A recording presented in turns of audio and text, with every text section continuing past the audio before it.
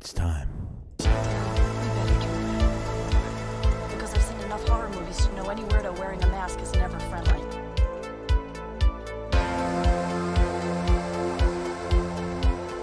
Yo. What is going on, guys? Hope it's having a fantastic day today. I'm going to go over some news for the Philadelphia Eagles, some things, some rumors going around the league. Yes, there's going to be smoke. There's going to be rumors. There's going to be speculation. There's going to be a lot of things. Take everything with a grain of salt as we are going through this whole entire process with the draft right around the corner, just a couple weeks, guys, and we are already going to be there and going to be very excited what the Eagles do with these two first-round picks.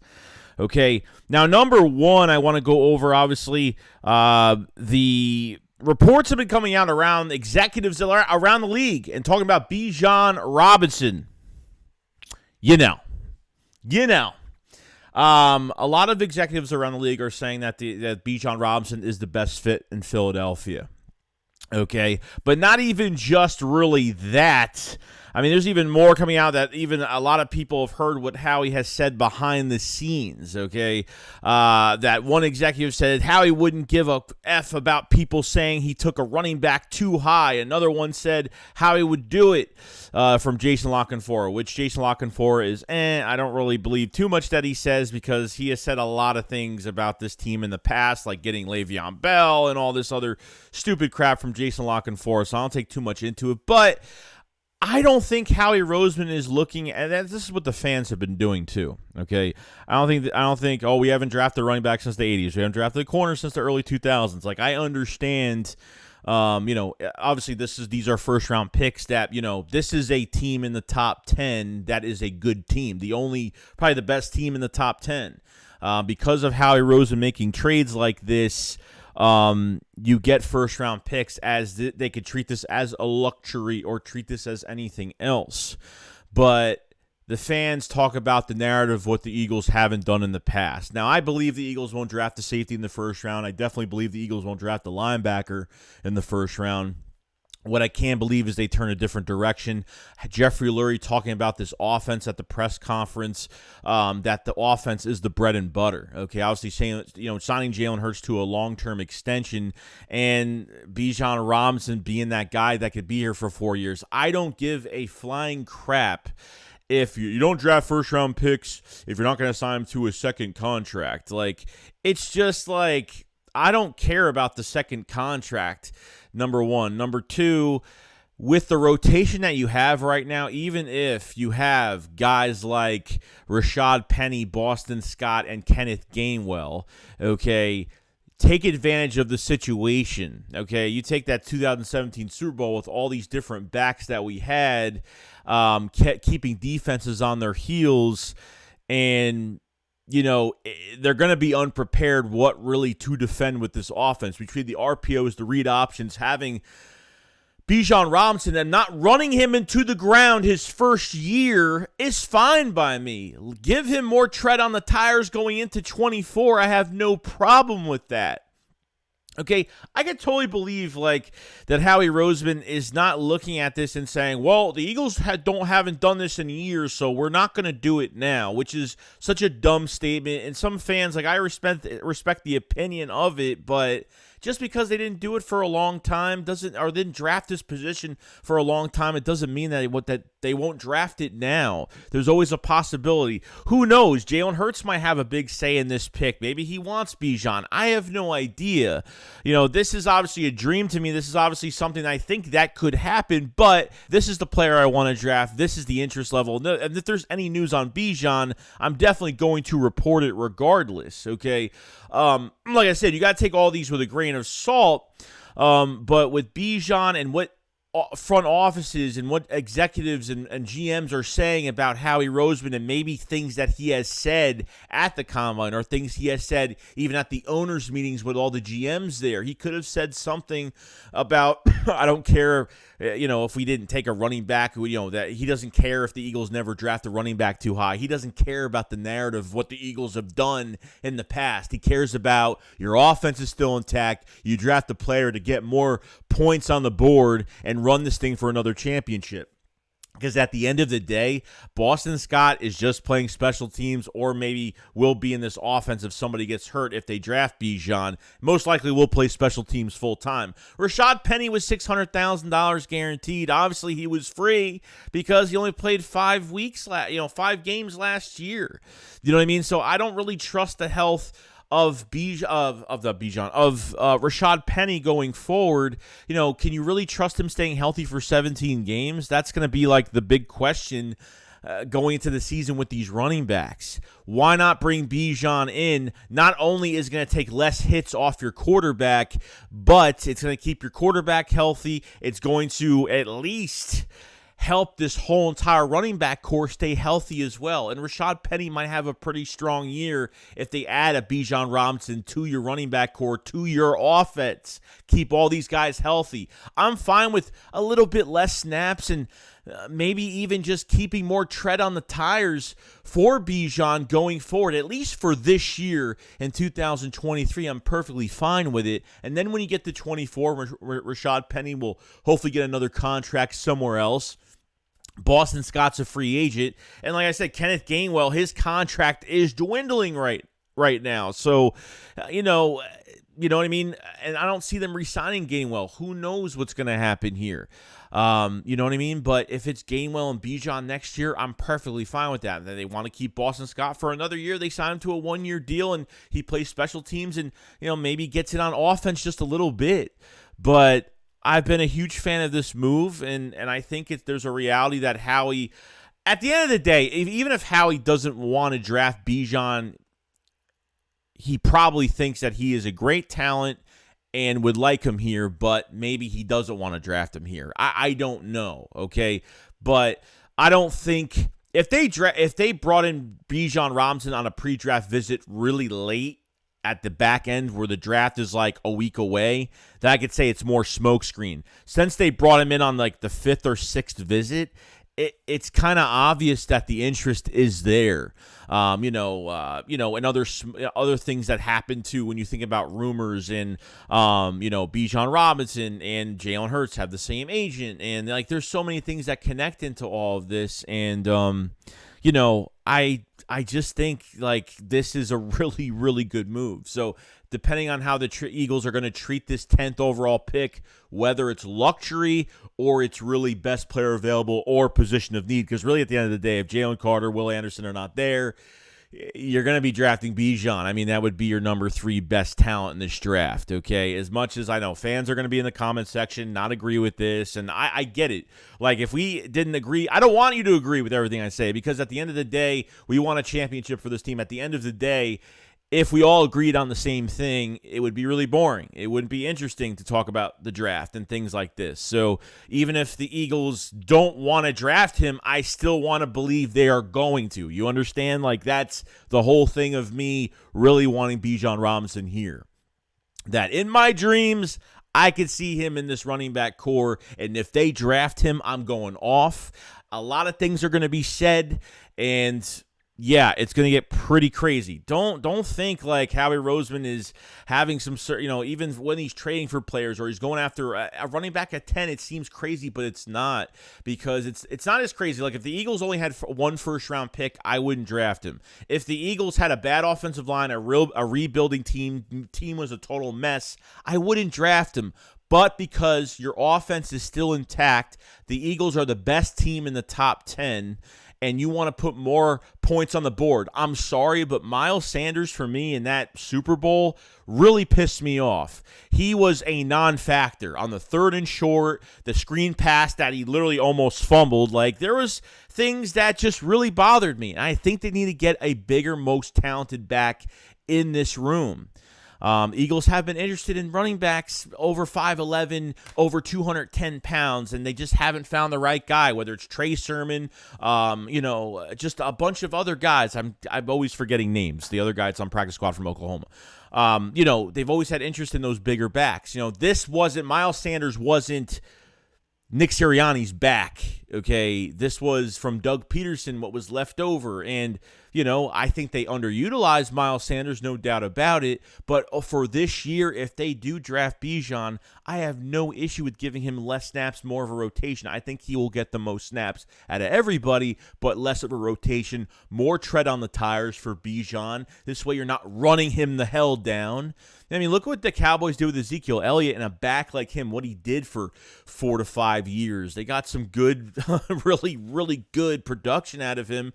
They just couldn't do much with anything else and couldn't make it to a Super Bowl and couldn't really win much of anything. So to take advantage of the situation right now where you have 2 number 1 wide receivers in Devontae Smith and A.J. Brown, while they are still playing together, Dallas Goedert at tight end, your offensive line, that's a top 3 offensive line right now, okay? And this running back core with Bijan involved and having Rashad Penny there, it looks better that way. And I think a lot of things could be done here. I'm very excited. I feel like this is a major possibility. Like I 100% believe that he could be the pick at 10. He could be.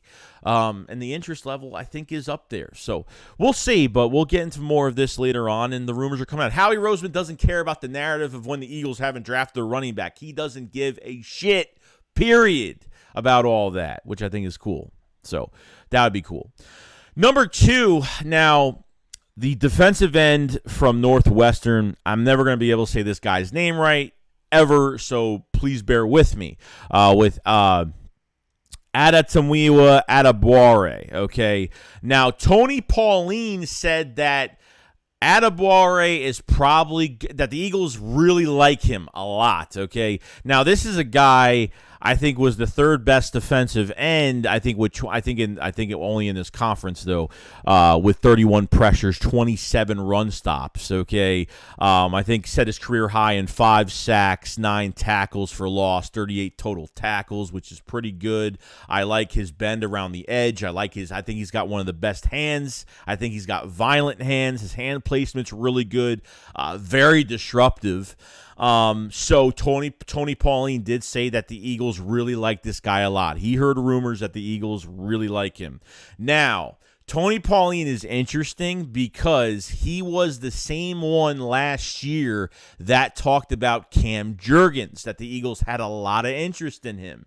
And they ended up drafting him in the 2nd round. So Tony Pauline might know some things that maybe other reporters don't know about the Eagles. So this would be the 2nd first-round pick, the 30th overall pick, where the Eagles could get a top defensive end here, which I would love it, because really at the end of the day, BG could leave after this year. Barnett's probably going to be gone. Hassan Reddick's going to have 1 more year left on his deal. After Hassan Reddick plays this year, he's got 1 more year left.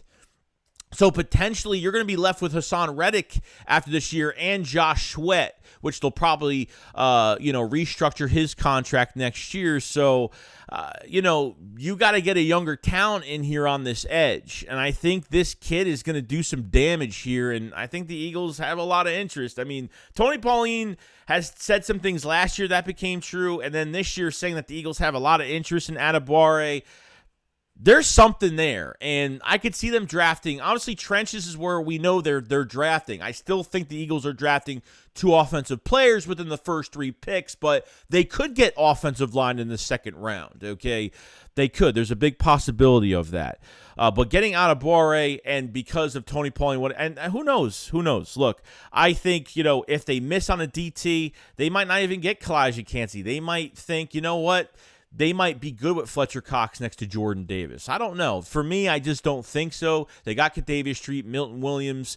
So they have a few guys there, but I don't think it's enough. I still think they need to draft another guy. They could draft a guy in the 3rd round. Maybe someone is going to drop a little bit, so who knows? Or maybe they go after offensive line in the 3rd round. Maybe they get a DT in the 2nd. Maybe they go defensive end at 30, and maybe they go DT in the 2nd. So you never know what they could do here. Because I think there's still going to be a lot of players available in the 2nd round for the Eagles to go get, even to the 3rd round. You never know.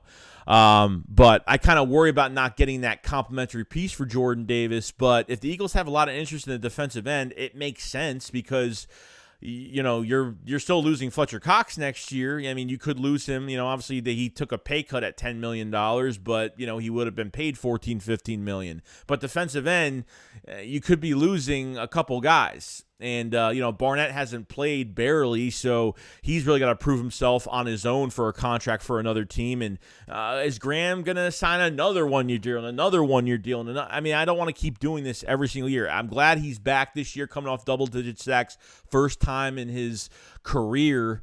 But you're going to be dwindling down on edge rushers. And Sean Desai is going to be the main factor of this defense, of where this whole thing goes. I mean, yeah, we can look good on paper, but Sean Desai, thank God, this whole entire schedule is going to be tough. Can't wait till it comes out, because I really want to see what this defensive quarter is made out of. And we're going to see it pretty damn early. Okay, most likely we're probably going to have a Thursday night game in Kansas City against the Chiefs. Who knows? Hopefully, we're going to see this defensive coordinator put these players in the right positions to win football games. See how creative he's going to be on disguising coverages and creating pressure on quarterbacks. That's what I'm kind of looking for with Sean Desai. We still haven't got that press conference yet. I don't know why. But defensive end could be a big possibility at 30. And Tony Pauline was right last year. He could be right this year about the Eagles. Could be hearing some background information or know somebody about the Eagles board and who they have big interest in. So Adebawore would be great. I think he'd be a fan. I mean, definitely a much better player than Sweat. Obviously, Sweat had the knee injury in the past and would have been a late first and dropped to the fourth round. So I get it, but is a major talent, would be a great player here. So wouldn't mind it at all. Defensive end does make a lot of sense. Even DT, defensive end, it doesn't matter. Each one of those positions, it makes sense regardless. But I thought it was pretty cool. So going forward with the whole thing of Howie Roseman, what he's going to do is going to, depend on, there's a couple things that I kind of don't want to happen. If you want to know, what I would be pissed at if it happened, obviously quarterback, but it's definitely not going to happen. If they drafted an offensive lineman at 10, I probably would be okay with it, but I wouldn't be happy. I know they have to draft one, so I can't be mad at it. Lane Johnson's going to retire in 2 years if he could stay healthy by that time. And Cam Jurgens, do they want to draft a Peter Skoronski? Do they want to, kick in some guy to guard, compete with Jurgens for the guard spot? How much faith do they have in Cam Jurgens starting next to between Kelsey at right guard? He had a lot. He was supposed to play right guard last year. Between Kelsey had that elbow, the scope surgery on his elbow, and was forced to play center pretty much the whole entire offseason. But he was a major impact in joint practice and the preseason games, and he was an extra lineman for a lot of red zone too. So I really did like his play, and between Stout, Howie, and Jason Kelsey, this was a collaborative pick with Cam Jurgens. So would they go over, would they maybe not do that and wait till 30 and get Osiris Torrance or something like that would probably make more sense, or drop to the second or third round, because the Eagles really don't draft in the first round offensive linemen. That's the narrative, but who knows? They might change it. Like I said, things do change, guys. Things do change. So when I think about what would piss me off, yeah, it would make me mad a little bit, but I can't. It's I'm going to be mad at it, but I can't be mad at it because you're going to have to replace right tackle. And there's no depth. Andre Dillard is not around for the left side, and you don't have, you have Jack Driscoll that can't play right tackle anymore. He's probably mostly a right guard, but I don't know. Just hasn't, even when he played right tackle, didn't really play too well when Lane was out. I thought with a couple games under his belt, he would get better, and he really didn't. He was really struggling. So, and then Cam Jurgens after this year is going to move to center if Kelsey retires. So you're going to have a big hole at guard anyway. So why wait next year to draft that position? Okay. That's going to be the whole thing with that. So if they draft Skoronski or the Paris Johnson or whatever they want to do at 10, or they move back for Paris Johnson, whatever, I probably will not be really happy about it, but I will understand why they did it. And I'll feel better about it later on, maybe a year down the road. But as of that moment in the draft, I probably Probably won't. Like if Jalen Carter is there and they draft an offensive lineman, if Carter and Will Anderson are gone, they draft an offensive lineman, and Bijan's there. If they don't draft Bijan, I don't care. It's just that an offensive lineman at 10 is good, but I just won't be happy with it. I know, because you want this to be a luxury, because you want to treat that pick as, well, what can we really, do with at our disposal at 10 to get a player on this roster that's going to make a huge difference? And that's getting a Bijan Robinson at 10, which would be great. But that would piss me off. I think Lucas Van Ness would be a pick that really pisses me off. I see so many mock drafts of Lucas Van Ness going to the Eagles at 10. I don't know why. I don't get it. He was a situational defensive lineman. Great statistics. Oh, he's got a high ceiling. And great, he has a high ceiling. That's marvelous, wonderful, happy for him. The problem is I'm not looking for a guy that has so much high ceiling, and he hasn't hit that yet. Like I want a blue chip player to start day one. I'm not looking for ceiling and what he could do, what if. I'm done with those picks. I want to pick a guy that starts right now that is going to be productive in his first year. No questions asked. That's what I'm looking for. And a third thing to be pissed off about, I honestly don't know, to be honest. Obviously, they wouldn't draft a quarterback. There's really nothing else to be mad about, really. It'd really be a tackle at 10 or Lucas Van Ness or Nolan Smith. Probably that would be another one at 10. I think Nolan Smith, you got to move far back late in the first round for him. Or he might even move to the second round. Who knows? I think a lot of people, I like Nolan Smith a lot. He's been growing on me, but it's just too early. I feel like he'll still be there in the mid-teens to the late first round regardless. So probably those are the three things I kind of want to talk about when it came to like what would really piss me off if the Eagles drafted a certain player at 10 or had to move back or whatever the case may be. But at the end of the day, guys, this is the excitement of the draft. We don't know what they're doing. There's going to be a lot of speculation, a lot of rumors. Take it with a grain of salt, like I said. And yeah, I hope you guys are excited because I am. If you guys lasted this long and you haven't subscribed to the channel, please subscribe to the channel. We cover the Eagles every single day. If you guys haven't liked the video, please like the video. It does help out the channel out a lot. If you guys haven't purchased and pre-ordered your Philly Shakedown merch, there are t-shirts in this format as well. Link in the description too. So definitely check all the links out in the description, and I will see you guys on the next one. What is Howie Roseman going to do? And I wish I could take a look at their draft board so bad, but we're never going to find out until draft day. So you guys have a great day. I'll see you guys on the next one. SHAKESQUAD up, follow, slide. Peace out, guys. Peace.